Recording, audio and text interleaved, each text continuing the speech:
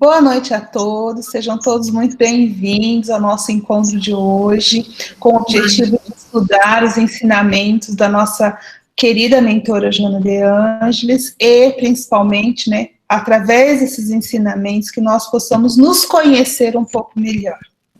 Assunto de hoje novo, Hoje nós adentramos um novo capítulo, estamos no capítulo 8º, vamos começar hoje esse livro, Jesus e a Atualidade. E vamos lá, animados para começar?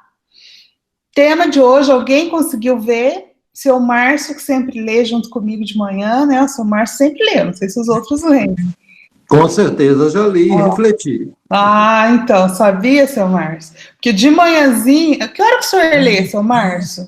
Eu leio pela manhã. Que hora, mais ou menos? Vamos ver se a gente está conectado.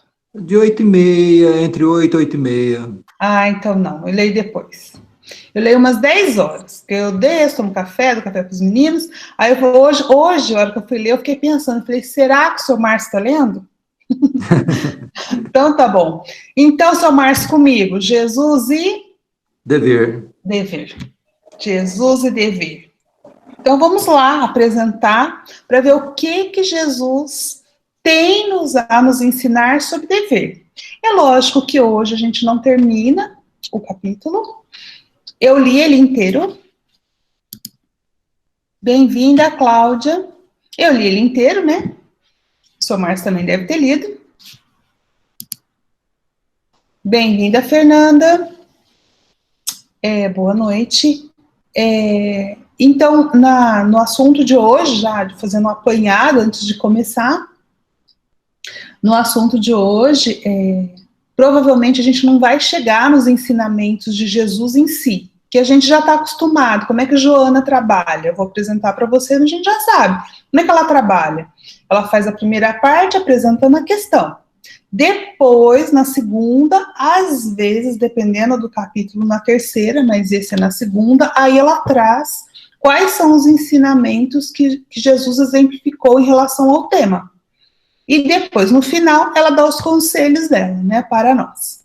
Então, hoje, a maior parte é a apresentação do tema, conversar com o dever, então provavelmente a gente não entre, provavelmente não vamos entrar, já sei. Nós não vamos entrar nos exemplos de Jesus, mas isso não significa que nós não vamos trazer nos nossos comentários algumas coisas, mas Joana em si, nessa primeira parte, ela não vai falar isso. Mas eu acho que é um tema muito relevante para o momento, muito relevante para nós, como todos os temas que ela trabalha. Enfim, vou começar a falar de dever, Vou apresentar para vocês. Eu fiz uma novidade hoje, gente. Hoje de manhã eu li, como eu disse para vocês. Aí depois que eu li, eu fui preparar os slides, E aí eu me lembrei, nas conversas que nós tivemos, sobre, seu Márcio, que trouxe essa primeira questão, e aí a gente foi vendo que realmente era assim, o Eduardo comentou, eu também vi que era assim, que a apresentação dos temas em Joana, elas não são aleatórias, ela vai construindo num crescendo. Então, o que eu fiz dessa vez? E vou tentar fazer nos próximos. Sempre quando a gente for começar um capítulo novo, eu vou dar uma recordada sobre os temas dos outros capítulos, para ver se a gente faz um apanhado. Aí o Eduardo, o seu Márcio, se quiser, ou outro, Eu estou falando que eles comentaram isso, mas se alguém também quiser fazer um comentário, fique à vontade, viu, gente? Então, vamos lá. Então, o livro é Jesus e a Atualidade. Então, a gente sabe que a mentora vai trazer temas relacionados à atualidade, à contemporaneidade nossa, desse momento. E como Jesus, que encarnou-se há 2000 anos, os conselhos, os exemplos, as lições que ele deixou há 2000 anos ainda continua sendo muito atual para todos nós. A função desse livro é mostrar como Jesus ainda é atual. Não aquele Jesus, estou lembrando da introdução, não aquele Jesus crucificado como o Salvador, mas aquele Jesus vivo em nós, o Jesus terapeuta, o Jesus amigo, o Jesus médico. É desse Jesus o Jesus vivo que nós estamos falando quando estudamos Joana de Ângelis, e como esse Jesus terapeuta vai nos ajudar, através dos seus ensinamentos, vai nos ajudar a transformar, transmutar aquilo que não está bom em nós para algo melhor. Então, essa transformação, essa busca é o objetivo desse livrinho, né? Então, o primeiro capítulo desse livro foi Jesus e Desafios. Por quê? Porque a contemporaneidade, na verdade, não só a contemporaneidade nos traz desafios, como o próprio processo da encarnação em si nos traz grandes desafios.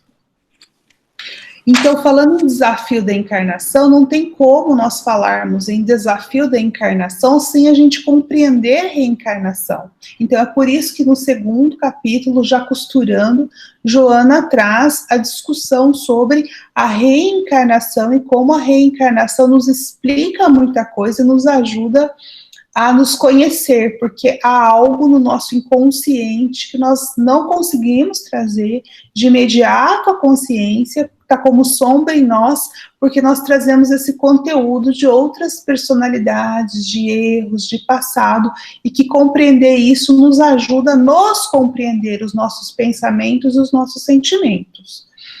Amarrado com isso, quando a gente pensa nos desafios da encarnação, em todo o processo de cada encarnação, ou seja, o conceito de reencarnação, nós ligamos como nós, enquanto personalidade, estamos dentro de um conjunto maior, solidário, né? Então, nós nascemos num conjunto, numa humanidade que é solidária nos aprendizados. Nós estamos numa escola para aprender algo junto com o outro. Por isso que o terceiro capítulo é humanidade. Então, pensando em humanidade, o que nós temos que aprender, a gente já falou muito sobre isso desde a introdução, que o grande ensinamento que Jesus, nosso mestre, modelo e guia, veio trazer foi o perdão. Por quê? Porque o perdão é o primeiro passo para o nosso aprendizado de amor. Então, nós estamos nesse contexto de humanidade terrestre, né? Porque ainda não conseguimos amar em profundidade, amar incondicionalmente, que foi o que Jesus veio exemplificar. Então, é por isso que o quarto capítulo é amor, porque é o grande aprendizado dessa nossa família, humanidade. O amor só pode ser exercido exercitando a tolerância, que é o perdão, né? Lembra? A gente falou isso, a tolerância, o perdão. Como que nós podemos treinar, engatinhar nesse processo de amar o outro incondicionalmente, exercitando o respeito pela forma como o outro é, não como a forma como eu gostaria que ele fosse. E isso ameniza os nossos conflitos, porque quando eu entendo o outro, eu sou tolerante com o outro, eu também olho para mim com mais amor, com mais compreensão. Por fim, a Joana traz a honra. Por quê? Porque quando eu consigo respeitar o outro, mas não pode ser um respeito que ignore aquilo que eu sou e aquilo que eu sinto. Então, eu preciso sim ter tolerância para com o outro e para comigo, mas perante um código de honra, um código de ética, moral, que é ditado pelo nosso modelo e guia, que é Jesus. Quando falamos em honra, isso automaticamente nos leva à justiça, porque um código de honra interno, né, estou falando sempre isso, sempre é dentro de nós, um código de honra interno vai ser amarrado ou alicerçado dentro de um conjunto de regras e de leis para reger o bom convívio, e isso é o que a gente chama de justiça. Joana nos apresentando essa justiça ainda no âmbito humano, essa justiça ainda falha, mas que caminha vai se aproximando de uma justiça ideal, no sentido de ser a justiça divina, mas ainda estamos nesse contexto de humanidade e fazendo uma justiça ainda muito longe de ser equânime, que foi aquilo que Jesus veio pregar. E aí encerramos a justiça e adentramos agora a dever. Por que dever vem logo na sequência de justiça? Na verdade, reparem que dever está entre honra e...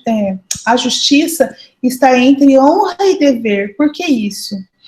Porque a honra é de ser quem eu sou, é de respeitar o meu código de ética, E o dever é a consciência de poder decidir entre aquilo que me satisfaz e aquilo que é trabalhado como tendo como parâmetro a minha própria consciência, ou seja, o bem comum e o bem pessoal. Quando eu já tenho uma honra, uma ética interna sedimentada no conceito de justiça e tendo como modelo Jesus, o dever ele sai como uma consequência, porque eu já sei o que fazer. Então, eu só vou conseguir falar de dever quando eu já conheço esses outros temas, quando eu já tenho um código de honra, quando eu já tenho uma noção de justiça, quando eu já consigo identificar que eu preciso respeitar o outro, quando eu já consigo pensar no que é amar, talvez eu não consiga amar ainda, mas aí eu já consigo ter uma noção de amor, é que eu posso falar de dever. Bom, gente, nossa, até perdi o fôlego. Mas antes de ler, era isso. Quem acompanhou desde o início, quem não acompanhou, conseguiu ter um Vale a Pena Ver de Novo. É isso. Alguém tem algo a acrescentar? Tudo isso com alegria, coragem, decisão e responsabilidade, que são os próximos capítulos. Exatamente. Como ainda a gente não chegou, eu deixei para lá, mas é isso aí. Aí dança com alegria, tentei falar com alegria também, né, Samars? Com Sem alegria, dúvida. responsabilidade, coragem e sacrifício? Decisão. Então, é isso, gente. Então, assim, é muito bom, tá vendo, gente? A gente começou a estudar em fevereiro. E a gente já percorreu esse caminho. Então, a hora que a gente faz Vale a Pena Ver de Novo, eu não sei se passou um filminho na cabeça de vocês, mas enquanto eu estava pensando, passou um filme na minha cabeça, assim, tudo que a gente já fez, já discutiu. Então, eu achei que valia a pena fazer isso em cada início de capítulo. Vocês concordam? Gostaram? Não gostaram? Acharam que é bobagem? Eu gostei, porque eu entrei depois, então eu gostei dessa recapitalização aí. Isso. Mesmo porque, né, eu já vou ligar com estudar Gênesis, gente. Eu fico, uma coisa que lá minha cabeça fica mil. Eu estou preparando a Gênesis e estava vendo agora da recapitulação. Quando a gente nasce, a gente recapitula, né, a gente passa lá pelas fases de réptil, né, primeiro de ameba, de réptil, e vai recapitulando rapidamente. Então, acho que recapitular faz parte do aprendizado da natureza, então deve ter sido bom. Então, beleza, agora que já recapitulamos e já adentramos ao dever, vamos ver o que nós temos mais sobre isso.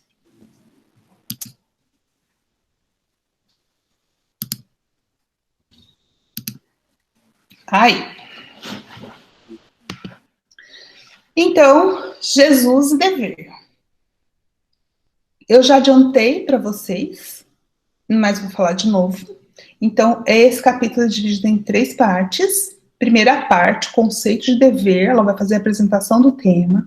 Na segunda parte, enfim, quais foram os ensinos e exemplificações que Jesus nos deixou relativo ao dever.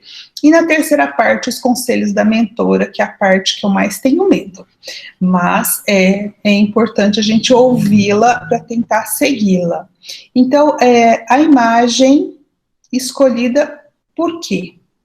Então, nós temos aí a imagem de Jesus na Via Crucis, né?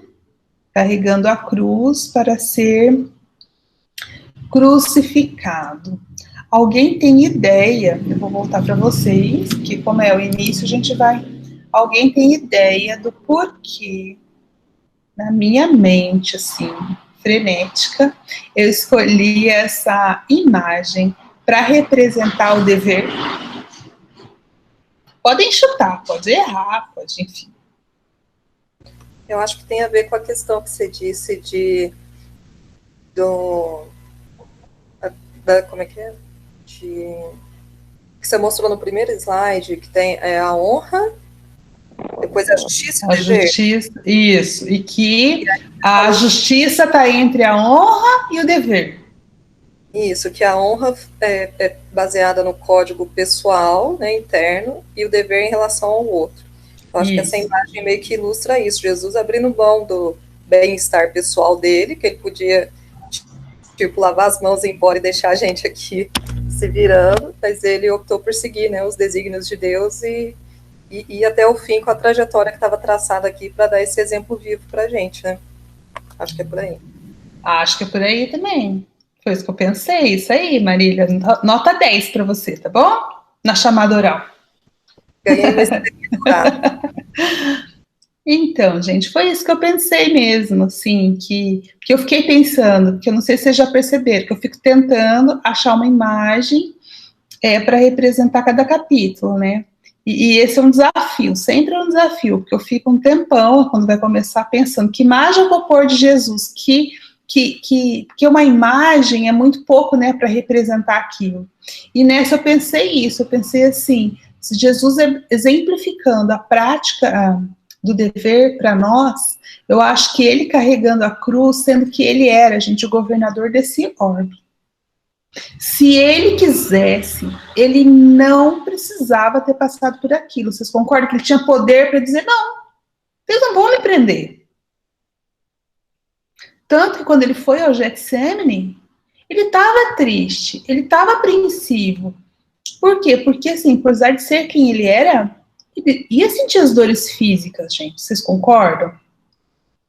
Houve, né, além da física, a dor moral também, assim, ele ser, né, servido de chacota, enfim.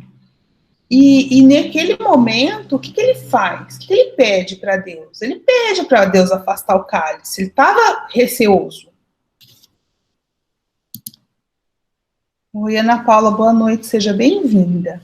Ele estava receoso daquele momento, mas o que ele diz? Que cumpra-se, né? E aí ele se entrega, tanto que os guardas vêm, vocês lembram? Pedro com a espada tenta lutar, o que ele fala? Guarde a tua espada. Então ele não lutou, Jesus não usou nada que pudesse dizer que ele estava resistindo, ele não resistiu. Então, para mim, essa é a imagem do dever cumprido. Se era isso que ele tinha que vir fazer aqui, isso ia acontecer apesar de não ser o desejo pessoal dele. Porque fica claro no Getsemane que não era um desejo pessoal, ninguém quer, né? Nossa, eu estou tão feliz que eu vou ser crucificado. Por mais que ele fosse um ser evoluído, né? Ele sentiu ali, pelo menos em partes, os flagelos que ele passou. Enfim, foi isso. Então, é esse exemplo que eu queria trazer, mesmo que ela não vai falar na primeira parte ainda da exemplificação de Jesus, mas eu queria deixar essa imagem para nós, que é essa imagem do Cristo carregando a cruz, e quando ele fala que nós devemos ser seguidores dele, o que ele fala? Se quiser vir após mim, o que ele fala, gente? Tome a vossa cruz e siga-me. Então, o que ele está dizendo? Se eu cumprir o meu dever, e o meu dever foi esse, vocês precisam identificar, o Ronaldo vai prestando atenção que já vai sair a reflexão, hein, da semana. Vocês precisam ser capazes de identificar o seu dever, qual é a sua cruz, qual é o seu dever que você tem que fazer para o bem maior e não para o seu prazer. Então, depois eu repito, não precisa ficar preocupado não, viu, Ana? Só que vai ser essa pergunta para já adiantar. Então, Jesus cumpriu o que competia a ele para o bem de nós todos. Ele era um grande missionário. Os grandes missionários vêm para cumprir uma missão em prol da humanidade como um todo, concordam? Mas você também tem uma missão, ou não tem? Todos nós temos, mas quando nós não somos missionários, a nossa missão é um pouco mais restrita. Às vezes a sua missão é amar aquele filho difícil, é aquele pai difícil, é aquele marido, aquela esposa difícil, né? Pode ser num âmbito mais restrito, se não for um conflito aí, o chefe, tolerar o chefe, complicado, enfim, não sei, né, gente, da vida de vocês. Cada um tem aí o seu desafio na vida. E então, o que seria o nosso dever? Nós já falamos de honra, de ser nós mesmos. Tá vendo como precisava ter falado de honra antes? De justiça antes? Porque agora que eu tenho o conceito de honra e o conceito de justiça, eu consigo separar o que é o meu dever. Para não fazer que nem aquela mulher, né? Foi aqui que eu contei? Ah, não foi, esquece, não foi. Eu me confundo com os dias. Eu ia contar da mulher que ficou 50 anos casada, e era para ficar só 10. E aí ela reclama que ela suportou o marido, eles falam, mas você ficou os 40 por tua conta, né? Então ela não conseguiu separar o que era o dever dela.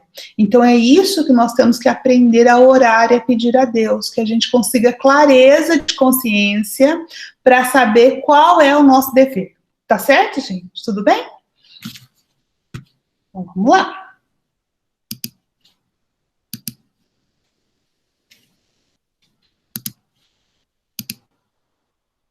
Então, tá aí. Então, a frase não será religiosa, mas a frase de um filósofo ateu. Não sei se vocês sabem, mas Immanuel Kant, para mim, Immanuel Kant é o cético mais atrelado com as leis divinas que eu conheço, porque ele é ateu, mas o que ele fala faz todo sentido dentro das leis morais que a gente estuda. Então, olha só o que Kant vai dizer e depois a gente vai ver o que essa frase tem a ver com o nosso estudo, né? Ele vai dizer o seguinte: a boa vontade é condição indispensável para sermos dignos de felicidade. Faz sentido para vocês essa frase? Eu não vou voltar para vocês não e nem vou querer que vocês respondam agora, mas eu quero que vocês fiquem com a pergunta. A boa vontade, então primeiro, o que é ter boa vontade? É estar disponível? Essa é a primeira pergunta sempre. Será que é? Então nós vamos discutir um pouco dentro da leitura de Joana, trazendo esses outros elementos para a gente descobrir o que é boa vontade. Por quê? Porque, segundo Kant, a boa vontade é uma condição indispensável para a gente merecer a felicidade. Tá vendo que é uma condição, gente? Não é assim, com boa vontade eu vou ser feliz. Ela não implica, mas ela é uma condição necessária para que eu almeje a felicidade. Então, vamos se ela é uma condição para que eu seja feliz, o que a gente tem que fazer? Qual é o convite? Comecemos a trabalhar na boa vontade. Aí vocês vão falar assim para mim, mas isso é uma frase de Kant, não é uma frase de Jesus, eu sou cristão, eu quero seguir o que Jesus falou. Então, será que Jesus também falou da boa vontade? Esse é o nosso grande desafio da noite de hoje, estudando Joana, entender o que é boa vontade e saber se a boa vontade realmente ela faz parte da construção do homem de bem, tá bom? Então, vamos lá. Agora, por fim, lendo Joana. Por certo, de maneira inconsciente, incontáveis indivíduos se creem merecedores de tudo. Então, ela está dizendo aqui, vocês estão vendo, que muitas pessoas, muitos de nós, acham que nós merecemos tudo. Mas isso de forma inconsciente. Alguns de forma inconsciente, outros deliberadamente. Mas a maioria de forma inconsciente. Então, essas pessoas, esses indivíduos, né, supõem que até o sol brilha porque eles existem. Ou seja, o universo gira em torno deles, né? Supõe até que o sol brilha porque eles existem, a fim de facultar-lhes claridade, calor e vida. Fecham-se nos valores que se atribuem possuir. Olha só que frase interessante. Quem pensa assim, que tudo foi construído para ele, se fecha, tá vendo? E qual que é a nossa missão? Se abrir, não é? Mas a pessoa se fecha nos próprios valores, e aí, mas isso não é a realidade, mas quando ela se defronta com a realidade e que o universo não foi construído para ela, o que acontece? Amarguram-se, uma possibilidade, ou se rebelam.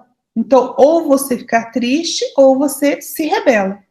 Partindo, então, para a agressividade ou para a depressão. A agressividade no sentido de violência para fora. Não é isso? O agressivo, ele agride o outro. Então, a violência para fora.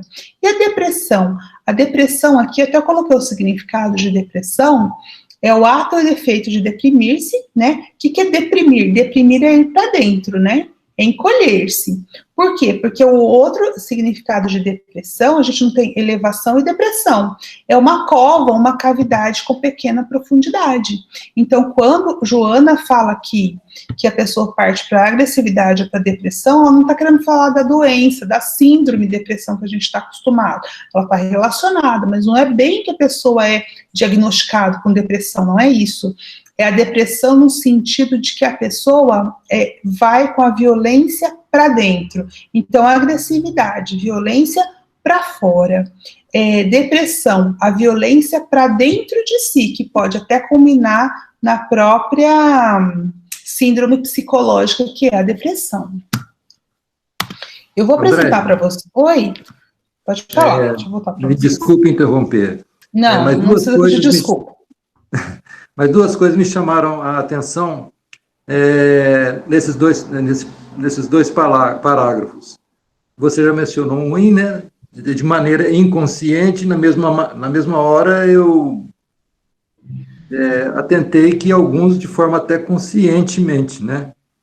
E outra coisa fecham-se nos valores que se atribuem. Ele pensa que tem o valor e não tem. Então, a partir do momento que aqueles valores têm que ser postos à prova, ele não tem como mostrar isso.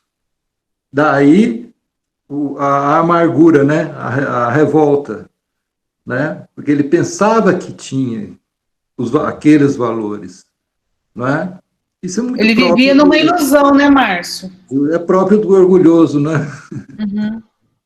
Vive na ilusão do possuir. E a morte é um grande aferidor de valores, né? O maior, né? Tem vida também, algumas pessoas passam, por exemplo, pode ver quantas pessoas passam por uma doença grave, se modificam, porque é uma aferição de valores. Mas, quando isso não acontece, geralmente é o desencarne mesmo. É isso mesmo, perfeito, muito obrigada, não precisa pedir desculpa, não, vocês estão livres para intervir a qualquer momento. É permitido e desejado. Eu ia dizer para vocês, eu ia falar um exemplo. Quando fala que alguns acham que até o sol foi feito para lhe dar luz, a gente não precisa, a gente pode ir mesmo dentro da própria história bíblica. Então, quando eu penso lá, pega a Gênesis bíblica, o primeiro livro da Bíblia, vai dizer o seguinte, que Deus criou, aí começa lá a criação, né? Deus separou as águas, Deus criou os luzeiros, que era a lua e o sol, Deus fez aí fala que fez os animais do mar, depois da terra, e no fim faz o homem, né, cria o homem, e lá na Bíblia diz o seguinte, que o homem era o ápice da criação e que ele teria domínio sobre todos os animais. Claro que é simbólico isso, mas eu quero trabalhar nessa Gênesis do ponto de vista da interpretação que algumas religiões fazem. Então, quando Joana diz que alguns acham que até o sol foi feito para o clarear, ela não está falando simbolicamente. Quantos de nós, dentro de religiões que são bem restritas, não entendem que a Terra foi criada e o Sol foi criado só para iluminar os seres da Terra? Estou errado? Tem essa crença. Então, quando nós, dentro da nossa religiosidade, nós temos esse tipo de crença, não estou criticando quem tenha, tá? Eu estou trazendo aqui porque nós estamos com esse exercício de trazer a psicologia, de trazer o ponto de vista de acordo com os conhecimentos espíritas. E o espiritismo defende que a Terra é mais um planeta dentre muitos. Então, o Sol é uma estrela que passou pelo processo natural, a Terra é um dos orbes, ou seja, o Sol não foi construído só para embelezar a Terra. Então, isso nos dá uma condição de que nós somos todos singulares, todos nós somos importantes para a economia do universo, mas o universo não foi feito só para nós, percebem a diferença? Quando eu olho para o meu umbigo e acho que o Deus, esse Deus da Gênesis, dessa forma, quando a gente entende dessa forma, A gente tem uma tendência a criar um Deus tribal, vocês concordam? É o Deus da terra.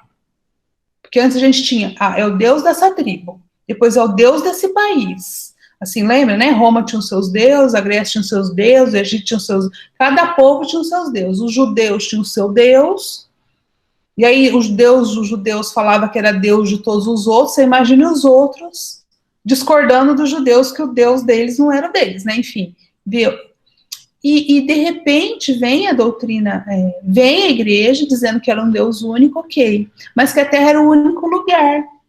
E agora a gente descobrindo, a gente abrindo a mente, de que a gente não está sozinho no universo. E agora? Que esse Deus era da terra, a gente vai ter que expandir. Esse Deus não é um Deus da terra, esse Deus é um Deus universal.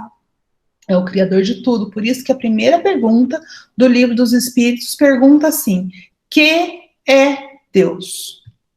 Princípio de todas as coisas. Inteligência suprema do universo. Não está dizendo que é o Deus da terra, o Deus que criou a terra, porque ele não é tribal.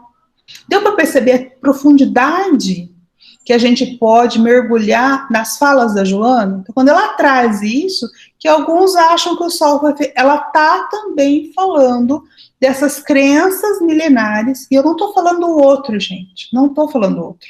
Eu estou falando de nós, porque nós estamos dentro dessa cultura do Deus tribal. Agora que nós estamos começando a engatinhar para fora dessa crença, a hora que a gente tem esse contato com essa abençoada doutrina espírita. Mas nós temos as nossas heranças, as nossas raízes muito enraizadas ainda dentro dessa crença desse Deus tribal. Então nós ainda temos, né? Mas nós estamos nesse movimento de não ter mais, concorda comigo? Certo, gente? Então tá. André. Pode falar. Marília? Não, é só porque, meio que assim, complementando o que você disse, esse slide que você mostrou aí, que fala que a frase, né, que alguns creem que o Sol existe apenas, né, para suprir as necessidades de calor e etc., me lembrou um vídeo que eu não sei se o pessoal conhece, do Cortella. Ele explica... Se jogar na internet, você sabe quem eu sou, ou você sabe com quem está falando, do Cortella. Ele explica que você é só mais um ser humano dentre milhões de seres humanos que habitam uma estrela de uma galáxia, entre outras galáxias, e vai nesse sentido, assim. E eu acho muito interessante, eu acho que serve para abrir a cabeça da gente dessa questão do egocentrismo, né, tanto individual, no nosso dia a dia, quanto dessa questão de que o Sol é a única estrela, a Terra é o único planeta habitado, etc. Eu acho que casa do tema esse vídeo. Exatamente. Muito obrigada pela dica. Depois nós vamos assistir, né? Então tá. Então isso tá, eu acho que tá fechado, né? Eu vou contar uma história para vocês. Só um minuto que tá picarejando aqui. Eu ia contar uma história, seu Márcio. Vamos ver se eu consigo contar de cabeça. Depois eu só mostro. Que lá eu só escrevi uns pontos, mas acho que eu sei de cabeça. Tem um livrinho do Chico. Eu esqueci o autor espiritual. Mas chama Alvorada Cristã. Não sei se você já viu. É um livro que tem historinhas. E eu uso... Eu já acabei ele, né? Agora nós estamos com um outro. Lembra que eu falei para vocês que eu faço o evangelho com Jesus no lar? E antes de Jesus no lar... Era esse, Alvorada Cristã. Aí nós encerramos e começamos Jesus no Lar. E quando eu fui ler o livro hoje, eu me lembrei dessa história. Chama assim, tem um capítulo que chama A Conta da Vida. Vocês conhecem? Vocês já leram? O Eduardo conhece o Alvorada Cristã. Então, lá no meio, chama A Conta da Vida. Talvez na hora que eu contar, você vai lembrar. Vou tentar contar sem colar. Lá da apresentação. É assim, diz que o menininho, chamava menino não, desde menino, mas ele já tinha feito no aniversário dele, de 21 anos, chamava Levindo, o menino. A mãe estava muito preocupada, porque ele era preguiçoso, ocioso, sabe, rebelde, sabe, o filho rebelde, né? Não queria responsabilidade. Então, no aniversário de 21 anos dele, ele tingindo a maioridade, ela faz uma oração muito sincera, sabe? Pedindo a Deus que ajudasse, porque ela estava muito preocupada.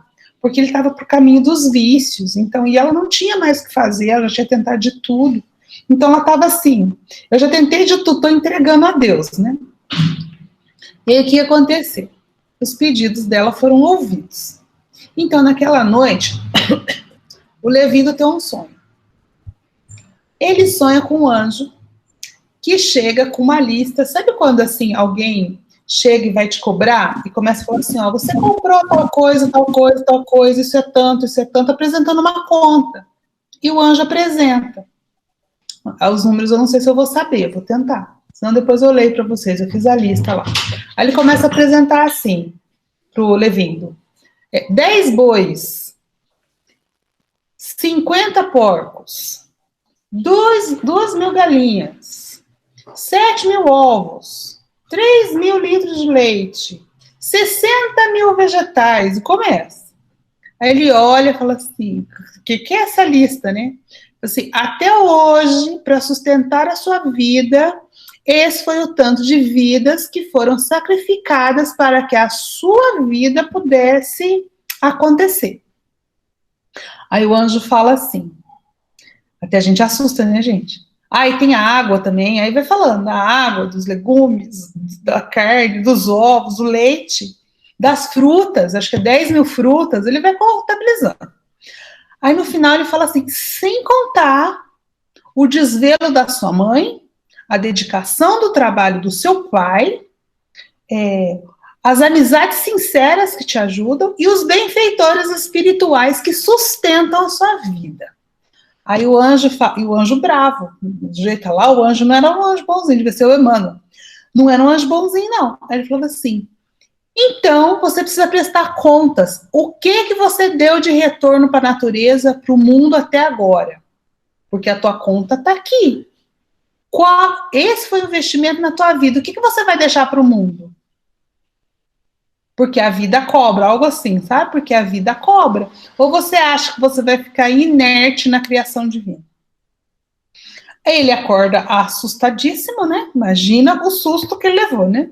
Acorda assustadíssimo, percebe que é um sonho, mas toma a decisão, que na manhã seguinte ele vai falar com a mãe dele para que ele consiga um emprego para ele trabalhar. E assim ele faz. Aí conta a história que ele virou um homem de bem, que ele ficou muito assustado com o sonho.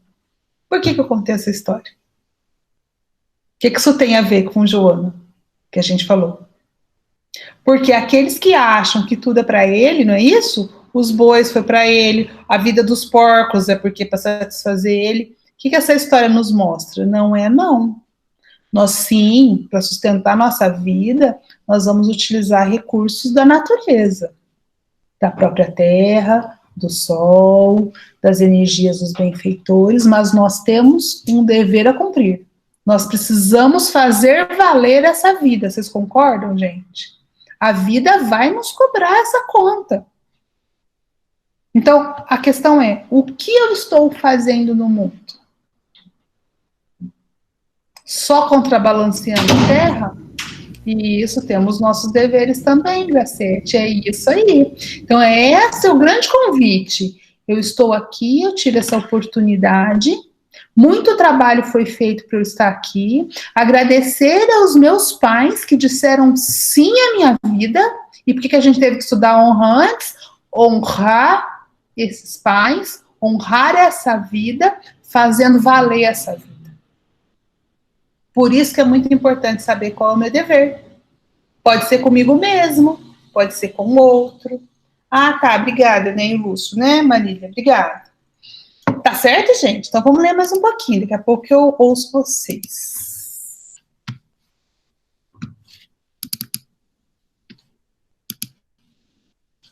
Então era aqui, ó, a historinha, mas acho que eu consegui contar, né? Aqui tá a listinha, lembra que eu falei para vocês, né? Tá a listinha, ó, 60.000 vidas vegetais, faltou os peixes, 3.000 peixes, 2.000 aves, 50 suínos, tá vendo? E aí ele fala, ó, acreditas que o centro do mundo repousa em tuas necessidades individuais e que viverás sem conta nos domínios da criação?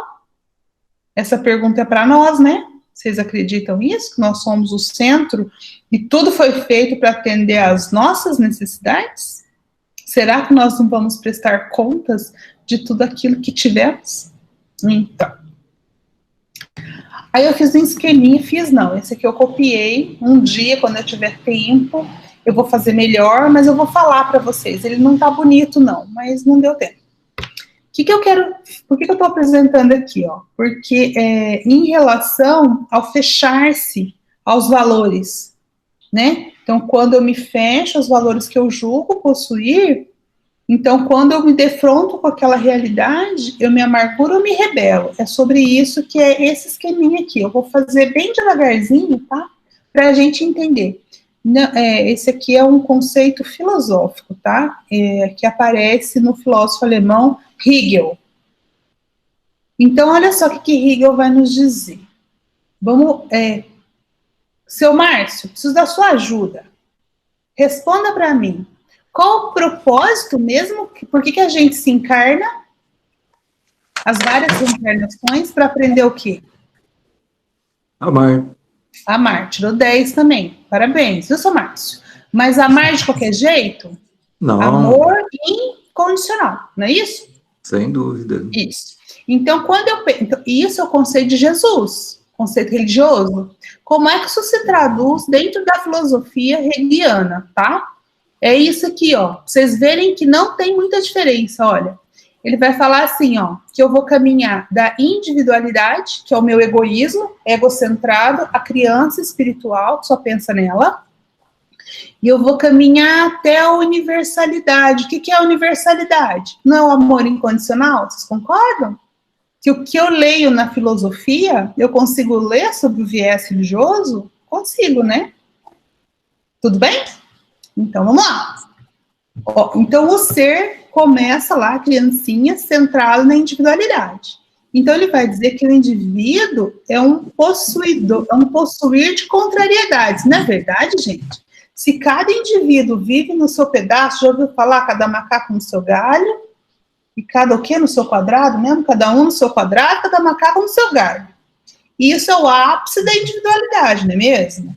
O que eu estou querendo dizer? Eu vivo aqui no meu mundo, fechado, recluso, na minha individualidade, fechado naquilo que eu julgo possuir, nas minhas virtudes, né? E tá tudo muito bem. Isso é aceitável? É. Até uma certa gradação evolutiva, depois não é mais, porque o nosso destino é a felicidade. Nosso destino é voltar para a casa do Pai. E na casa do Pai é se conectar com Deus. Quando eu me conecto com Deus, eu me conecto com todos os meus irmãos. Então, meu destino é se conectar. Então, não tem como eu viver isolada. Uma hora essa bolha vai ter que ser destruída. E essa bolha em qual eu me coloco no egoísmo é destruída como? Através dos sofrimentos, certo? Então, ele vai dizer que a individualidade é um possuir de contrariedades, por quê? Que cada um no seu quadrado, cada um com a sua vontade, vai ter conflito. Coloca um monte de egoísta junto, gente. O que vai acontecer? Conflitos. Não tem outro jeito. Essa individualidade, que são os seres humanos, é possuidora de vontade. A vontade aqui, no linguajar religioso, nós vamos chamar de livre-arbítrio. Então, o livre-arbítrio é a expressão da vontade, que é um direito. Nós estamos falando de dever, eu sei, mas a vontade, o livre-arbítrio, é um direito herdado que Deus nos outorgou. Então, ninguém tira, né? E aí, sobre livre-arbítrio, tem umas colocações, mas a gente não vai fazer agora. Mas, a princípio, a gente tem essa vontade respeitada dentro dos nossos patamares evolutivos, ou seja, a nossa liberdade é relativa de acordo com a nossa gradação evolutiva, né? Então, a vontade é para quê? Para que a gente possa satisfazer as nossas carências, tendências, paixões, opiniões, fantasias, alcançar o bem-estar ou a felicidade. Que bem-estar e felicidade é essa? O bem-estar individual, a felicidade individual, ou seja, pode ser que a minha alegria, nem gosto de chamar de felicidade, mas Hegel falou desse jeito, né? Mas a minha alegria pode estar pautada na infelicidade do outro, concordam? Pode, né? Então, se pode, quer dizer que não é felicidade real, porque nós temos que caminhar para o bem comum. O meu bem vai ser o bem de todos. Se o meu bem for só para mim, isso procede do maligno. Concorda? Maligno no sentido de contrário à lei de harmonia do universo, nesse sentido, tá bom? Então, a individualidade, que é possuidora de vontade, a vontade tem uma coisa boa, que é para satisfazer as suas carências, mas ela pode ser deturpada no sentido de eu invadir a vontade do outro. Então, esse ser, que é o ser humano, quando ele entra na fase no reino nominal, ele tem uma autoconsciência. O que é essa autoconsciência? É reflexão sobre si mesmo. Então, quando ele começa a refletir sobre si mesmo, ele entra em oposição, aí ele começa a ter conflito com ele. Agora somos nós, o ser psicológico, né? Então, além de ter conflito com o outro por conta do choque das vontades de cada individualidade, quando eu faço a reflexão de mim mesmo, eu vou entrar em oposição entre a minha satisfação própria para mim ou o que o dever diz que eu tenho que fazer. Olha o nosso convite no estudo da série psicológica, não é isso? O autoconhecimento, olhar para dentro de nós, refletir sobre nós para que nós possamos tomar decisões mais acertadas. Ou seja, nós vamos entrar em oposição entre a satisfação, que é o prazer, e o dever. Com base nessa reflexão, e a gente sabe que tem gente dormindo, então tem gente que ainda não chegou na reflexão. Nosso convite aqui, nosso esforço está sendo para que a gente faça isso, a gente o tempo todo esteja refletindo, né? Porque com base nessa reflexão, nós podemos tomar uma decisão. E a decisão, ou seja, a decisão vai impactar numa ação, concorda? Então, eu sou um indivíduo, tenho uma vontade, eu vou colocar essa vontade em oposição, o que é bom só para mim e o que é bom de maneira geral, e vou tomar uma decisão, vou fazer uma ação. Ou seja, eu vou determinar dentro do meu universo, ou seja, do meu conhecimento, o que é bom para mim. Aqui entra o quê? A honra, gente, né? O código de ética interno, para tomar uma decisão. Essa existência é eu existo porque o outro existe. Eu sou um ser social. Então, a minha existência enquanto ser humano, ela está condicionada à existência de outros seres humanos. Então, quando a gente exterioriza os conceitos que eu, enquanto individualidade, tenho, eu vou me adequando às contradições do outro. Então, é igual aquelas pedrinhas que ficam se batendo no rio e rolando, até que elas chegam lá redondinhas. Por quê? Porque é no conflito que eu vou me modelando, me moldando. Então, a convivência ela é importante com o outro, porque a própria aprendizado a gente só aprende com o outro, né? E aí sim, liberdade. Tá vendo que o livre-arbítrio tem a ver com vontade, tem a ver com liberdade, mas a liberdade está aqui no final, ó. Lembra que eu falei que era relativo o nosso livre-arbítrio? Por quê? Porque eu só consigo ter todos os meus direitos à liberdade satisfeitos quando eu faço todos os meus deveres, concorda? Quando eu tenho consciência e pratico os meus deveres. Então, a liberdade é ter a consciência de si, que é os direitos, conhecendo a objetividade moral, que são os deveres, e agir, querendo ou não, obedecê-la. Então, você tem a liberdade para escolher seguir o que é moral ou não. Se você escolhe o que é moral dentro da moralidade, está em harmonia com o universo, você está mais próximo de uma alegria, de uma felicidade. Se você faz escolhas equivocadas, você vai se responsabilizar pelas consequências daquela escolha. Estou mais longe da felicidade. Simples assim, lei de ação e reação. Você tem liberdade de plantio, mas a colheita, você não vai colher o que você não plantou, você vai colher o que você plantou. E por fim, chegamos aqui à universalidade, porque quando você chega no amor incondicional, foi a resposta que o seu Márcio me deu, né?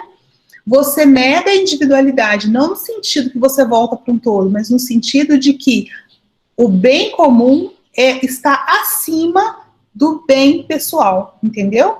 Então, a universalidade é esse amor incondicional, em que eu posso sacrificar algo da minha individualidade para trabalhar para o bem comum. Ou seja, nega a individualidade até os limites estabelecidos na personalidade. Isso significa que eu não vou entrar num todo universal. Eu vou manter minha individualidade, mas com vistas ao bem comum. Ou seja, eu vou ser o eu conectado com o outro. Pronto, gente. Nossa, quanta filosofia. Pronto. Alguém precisa falar para eu descansar um pouco aqui.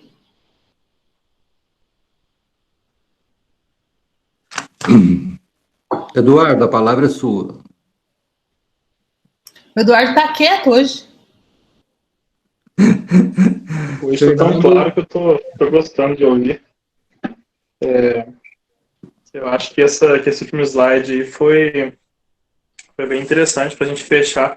A gente percebe que assim como essa retrospectiva que foi feita, né, dos capítulos que a Joana já trouxe, toda essa sequência que a André apresentou agora, parece que o ciclo se fecha, né? Então, e assim, mais uma vez, conforta a gente, porque a gente consegue se identificar, perceber onde a gente está e aonde a gente precisa chegar. E olhar para o outro também, quem está ao nosso redor, e a gente consegue fazer uma leitura também de onde a gente acha que cada um está. Então, fica mais fácil, assim, a gente olhar começar a desenvolver esse sentimento de amor, esse olhar com amor, percebendo que a ignorância ainda está presente em nós, né? A ignorância de não conhecer o caminho todo, de ainda não conseguir exercitar. Da mesma forma que essa ignorância está em nós, essa ignorância também está no outro. Então, reforça mais uma vez o objetivo desse estudo, que é a gente trabalhar em nós mesmos, né?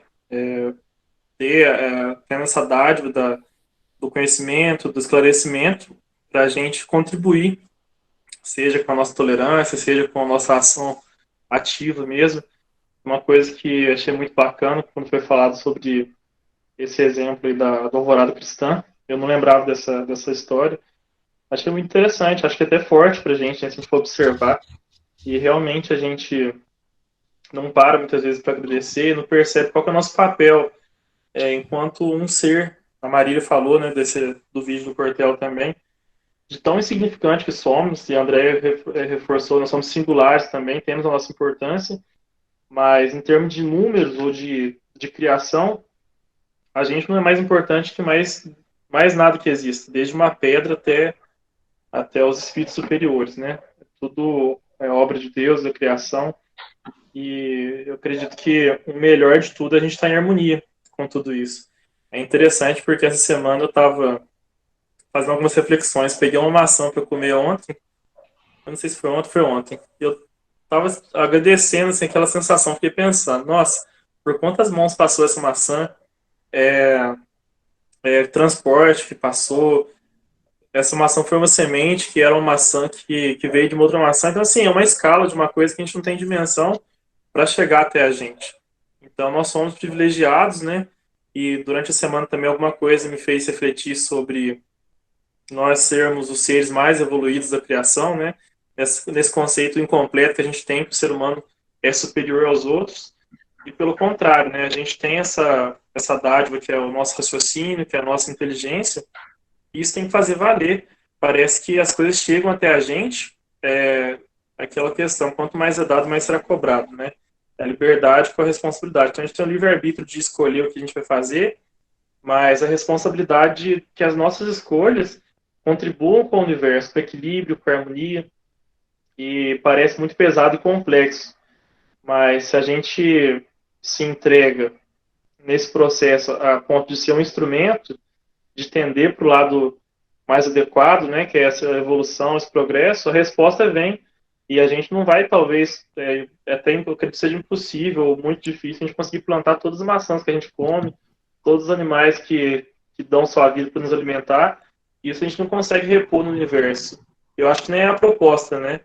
A proposta acho que é muito mais sutil. É muito mais uma questão moral, porque tudo acaba, se resume em energia, né? É essa energia que a gente enquanto encarnado, consegue mover, consegue modificar. E a nossa ação, pequena que seja, né, igual aquela lição da gota do oceano, que sem aquela gota o oceano seria o mesmo. Essa metáfora, acho que representa muito bem a gente, né? Nós somos essa gotinha no oceano que faz diferença. Então, qual que é a diferença que a gente está fazendo? Qual que é o nosso dever? E é muito bacana essa reflexão. Depois desse tapa na cara da lição, de tudo que a gente recebe, a gente não faz conta, né? Acho que é mais fácil de perceber, assim, qual que é o meu dever de fato. Não só o dever egoísta da minha missão pessoal. O meu dever é deixar de ser maledicente porque eu trago isso comigo. Não. Qual que é o meu dever globalmente pensando? Na humanidade como um todo, na criação e como toda parte do processo. Igual eu falei, a gente não vai ter a consciência de perceber tudo e falar, eu preciso fazer isso tudo. Mas se a gente for seguindo a nossa intuição, a nossa consciência, cada ação nossa vai desencadear as consequências que precisa, né? Então eu gostei muito de perceber que o ciclo se fecha e tudo converge de forma bem harmônica.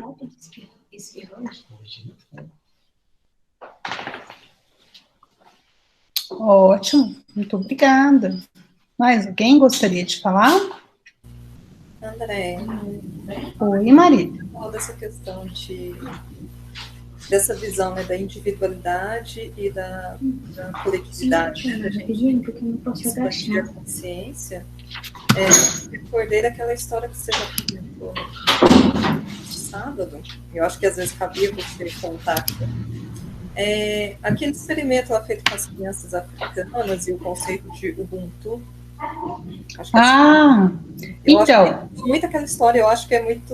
Eu acho que é bem. Eu também acho. Ela tá mais pra frente, acho que daqui umas 2 semanas. Vai aparecer. Tenho isso na cabeça. Ó, Marília, você tá transmissão de pensamento, hein? Mas nós vamos fazer, mas tá um pouquinho mais pra frente, tá?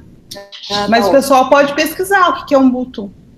Então eu até guardei, porque eu gostei muito dessa história, então, e eu acho que ela cabe em muitas situações, né? Com certeza. Vocês querem ler mais um parágrafo? Deixa eu ver. Olha, que bom, Ronaldo. Aí. Gente, eu acho que a gente está conectado, tá vendo? Chega quarta-feira, eu acho que de alguma forma a gente se conecta, né? Maçã aí do Eduardo, não sei se foi hoje. O Ronaldo pensando no Ubuntu, a Marília adiantando o que já estava, né? Que eu estava fazendo isso à tarde, né? Então, muito bom, gente. Eu quero saber se vocês querem, são 8h08. Vocês querem ler mais um parágrafo? Eu não vou conseguir chegar onde eu queria ler mais 3, isso eu sei que não vai dar tempo. Quero saber se vocês querem ler mais um ou se queremos parar por aqui.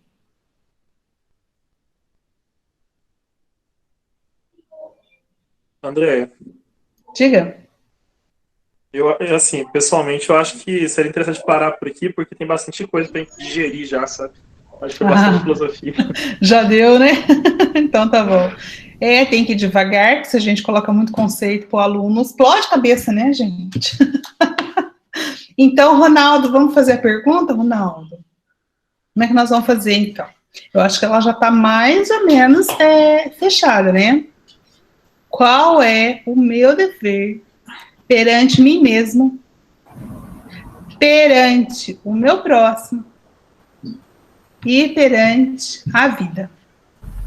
Meu próximo, quando eu falo meu próximo aqui, gente, não é o próximo que está lá na África, que eu estou fazendo doação para Fraternidade Sem Fronteira, não é isso, não.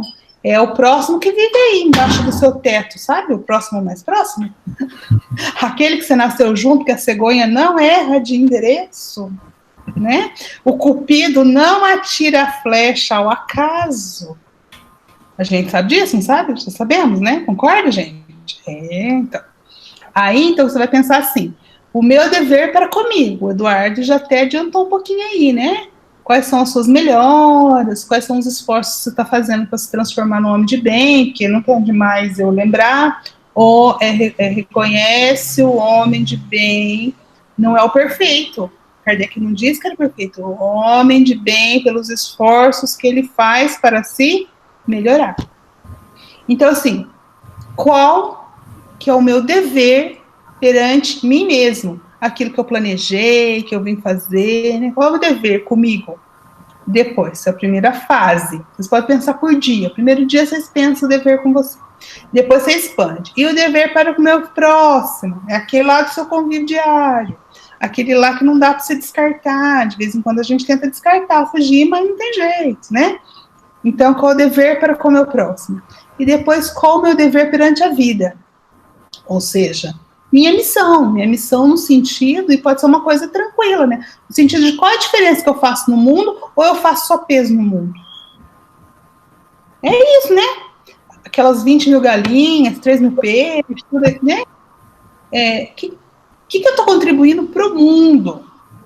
Pode ser na minha profissão, pode ser nas minhas amizades, pode ser na vida religiosa, enfim, gente, alguma coisa a gente tem. O que é que a gente tem e que a gente já reconhece como sendo um dever? Porque, às vezes, a gente faz uma coisa legal, uma coisa boa, sei lá, uma caridade, uma coisa, e fica assim, mas eu sou tão bom porque eu faço isso.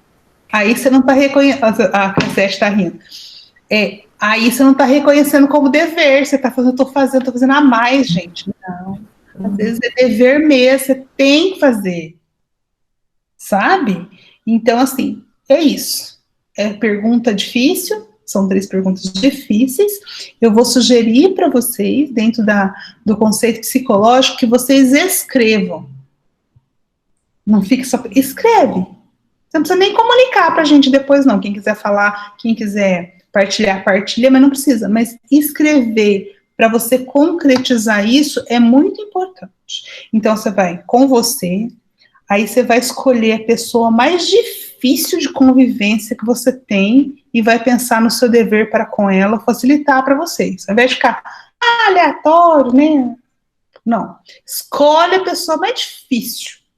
O Ricardo Mello, lá nas Presas do Evangelho, ele chama de tribufozinho. Então, escolhe o teu tribufozinho, quem é, e meu dever para com ele, o que é? Tá? Beleza? E depois para com a vida, de maneira mais ampla. Eu estou perguntando assim, por partes, porque eu vou fazer já uma pequena partilha, porque quando eu vou pedir alguma coisa para vocês, eu penso um pouco antes, que a gente vai ponderar, né? E durante a semana eu penso também. Mas eu fico pensando assim, que durante muito tempo na minha vida, muita coisa, eu ficava me cutucando, assim, eu comigo mesma, que eu não fazia nada para o mundo. Eu ficava assim, gente, qual a minha contribuição para o mundo? Eu ficava assim, para o mundo. Mas para mim era para o mundo. Eu queria fazer diferença no mundo, entendeu?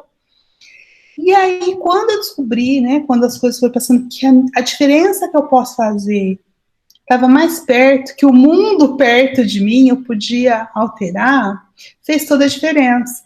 Então, o que eu estou falando, tem gente que vive para fora, que é assim, ser um grande artista, um grande isso, um grande aquilo, para que as pessoas reconheçam. Só que na vida íntima, ele não se realiza. Então, é nessa ordem que eu perguntei, não é na outra. Primeiro você, depois o seu conflito próximo, depois a vida. Ufa, é isso, né, gente? Então tá bom, como diz o Eduardo, já tem muita coisa para a gente pensar, mas quando vocês adentrarem esse estudo, eu entendo que eu acho que vocês estavam cientes que vocês teriam esse remeximento, né, interno, e eu acho que isso é muito bom, não vamos perder a oportunidade de fazer isso. Depois eu compartilho a música, pode colocar até a música, sabe, para meditar, contar até 3, respirar e pensar nas respostas. É isso. Alguém gostaria de fazer a prece de encerramento? Não? Nunca, né? Nunca vocês querem, né? Quer dizer que a mais necessitada sou eu, porque você sabe quem faz a prece que mais precisa. Agradeçamos novamente a Deus, nosso Pai, pelas preciosas lições de hoje. Que a espiritualidade amiga possa nos ajudar a ter um bom proveito desse conhecimento intelectual. Que esse conhecimento intelectual possa descer para o nosso coração e que nós possamos transformar no sentimento de puro amor. Amor para a vida, amor para com o próximo, amor para com Deus.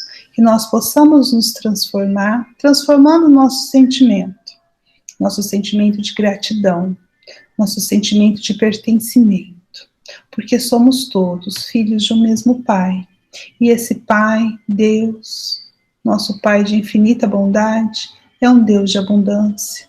E como temos um Pai de abundância, não há carência. A carência só se instala na mente do servo, que não se reconhece ainda filho de Deus. Que possamos ser dignos de ser chamados filhos de Deus. Graças a Deus. Boa semana a todos. Fiquem bem e nos vemos quarta-feira. Fernanda, eu que agradeço muito a audiência, a paciência, a confiança e a participação de vocês. Grande beijo.